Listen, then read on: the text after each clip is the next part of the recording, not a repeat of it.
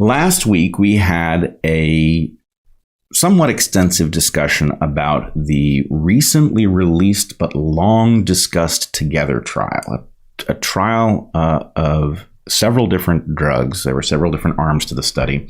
One of them was about ivermectin and its effectiveness for COVID. And we learned 7 months ago that the conclusion of the study was that ivermectin was ineffective, but we waited 7 months to see the methods. And there was a feature of what was finally published in the New England Journal of Medicine that caught several of us off guard, including me. It looked as if a bunch of people had mysteriously disappeared from the placebo group. Turns out that was not correct. So what I said last week is not, in fact, an error in the way that we thought it was. That said, there are several groups that I'm aware of, one of which I'm a participant in, that are looking deeply into the Together trial. And it is amazing how many features of the method seem non-standard and potentially dangerous. I won't say more, but not just the method as it was described in advance, but the method as it plays out in real time. As it plays out in real time. As it is actually applied. Like the method that they claim to have used doesn't seem to be the method. They broke with method in several places. Right. Now, the one thing I want to point out here, in addition to the correction, which I believe is necessary, and I think we've been very careful to make corrections when we've gotten things wrong, which is inevitable. And in this case, we weren't the only people who got this wrong because it was the obvious interpretation, even though it was not the correct interpretation. But I'm now watching a group of something like 10 people, some of them absolutely experts in this exact location, whether it be experts in how clinical trials are run, experts in medicine and the treatment of COVID. I'm watching these folks grapple with simply understanding what happened, right? What was done according to the manuscript that is supposed to be a recipe for replication. Right. A recipe for replication. And we are approximately a zillion miles from enough information to replicate the trial. Right. We are still grappling with understanding even what happened, and not in trivial ways, in ways that are absolutely central to whether or not the conclusions of the study mean what they claim to mean. And I must say that is jaw-dropping. Let's assume that it's honest in origin. We cannot have science where 10 smart people who know what you need to know to understand what happened cannot unpack the simple description of how the study was done, right? That should never be the case because, as you and I know from having written dissertations, it is incredibly common that if you look at the title and the abstract of a paper, and then you look at the methods, that you discover that actually the title and the abstract are not justified by what was done. Right. Yeah. So the claim about what has been learned is not found in the actual science that was done. Is not found in the actual science. And, there are places where this can actually happen to you honestly, right? Like places where you submit an abstract to a conference for work you're doing. The work will be done by the time you present it. And the point is your abstract is a pretty good guess at what you will present, but you may discover that it's not exactly, in fact, Charles Handley, who was one of my BAT mentors, used to say, may all your abstracts come true. Yeah. We've talked about this before here, but just the way that academic communication, one of the ways that academic communication happens, like the first pass, especially for young researchers and especially for research that people think is going to be very important, has been, at least in the past, and this may actually be changing with social media, frankly, but it has been until very recently, the conference, right? So there are annual conferences for all of the major organizations, and you can parse it in lots of different ways. It can be organism, over in our space, it could be evolution, it could be animal behavior, it could be, molecular biology, it can be, mammal specific, it can be lots of different ways. But you have to submit an abstract to be accepted or rejected for to be able to give a talk at a conference many, many months, sometimes well more than half a year in advance of actually giving the talk, and very often the field season during which, or the lab work. For us, it was always field season, but the field season during which you're actually going to be doing the work that you're hoping to talk about hasn't yet happened.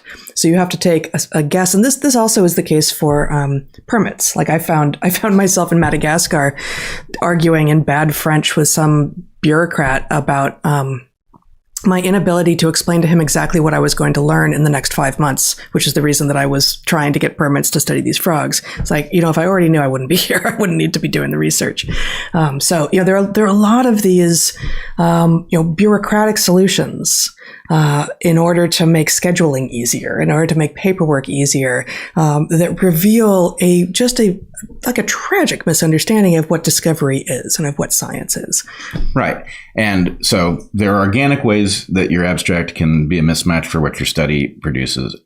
This one ain't that, right? Not only was this a paper published in the standard way in a high profile journal, right, with top tier editors, presumably top tier peer reviewers, but it's delayed by 7 months in an environment where things have been rushed. This one was delayed. And so the point is the number of opportunities for somebody to say what they were scientifically obligated to say, which is, we can't tell what you did, right?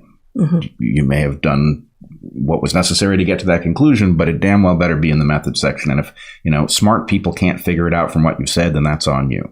So smart people, some of whom are specialists in exactly the fields for whom this is a second language, right? Are having a hard time figuring it out. So they're having a hard time figuring it out. That is a technique used in some cases by some scientists in both writing and speaking in order to sound like they are smart, but not actually interested in being understood.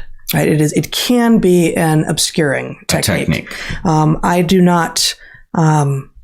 am not claiming that's what's going on here, and it certainly sounds like even if there is any of that, it's a whole lot of other things as well. But the idea that scientists need not focus on communicating what it is that they have learned is archaic and regressive and wrong. And it may be that some scientists need not think about what it is that their message would be to the outside world. Like, that's what science journalists are for. Excuse me. But being able to communicate what it is that you've done and what it is that you think you've learned and what it is that you think it means are absolutely necessary parts of the scientific process. Necessary parts of the scientific process that as soon as they fail, what you are doing is not science, right? The philosophy of science depends on these things being done correctly so that somebody else can figure out. I mean, the fact is, we're all not good at figuring out every error that we make. Right. Sometimes we catch them, sometimes we don't. So the point is, built into this whole mechanism is the ability for others to scrutinize what you did. Yeah. If we can't even figure out what it was, then we can't get to the stage where we say, well, okay, does that result in your conclusion being robust? Is there a confound, what younger people call confounders, that you should have spotted that may have been important? I think I've said this before, but I actually believe the younger people are right to call them confounders. Interesting. It's linguistically more correct than what we say, but it sure sounds wrong to me. Yeah. All right. Anyway.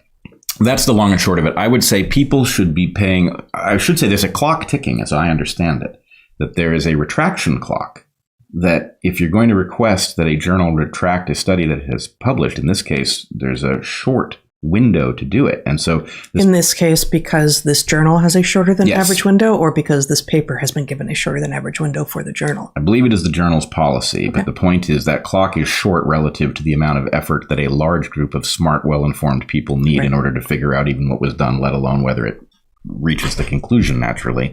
So anyway, this is, I'm sure that if any paper turns out to be nonsense after that clock has expired, the New England Journal of Medicine has a mechanism for retracting it. But the point is to request the retraction. They have very severe limits on how much you can say and how long you have to say it.